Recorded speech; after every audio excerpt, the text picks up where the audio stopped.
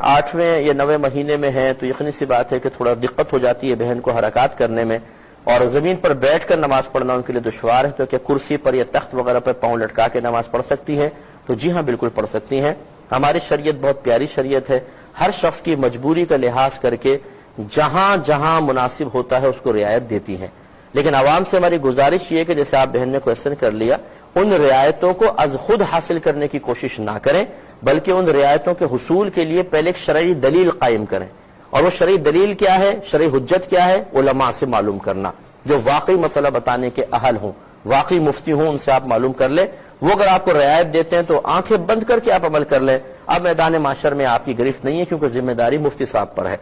तो लिहाजा बिल्कुल जो ऐसी बहनें इस पोजीशन में हैं, बल्कि कोई भी ऐसा मरीज जो बेचारा बैठ के नमाज पढ़े तो दर्द होता है या पेशाब के कतरात निकलते हैं, तो बिल्कुल वो कुर्सी पे बैठ के नमाज पढ़ सकते हैं। बहन ने फरमाया कि ये बैंक में इन्होंने कोई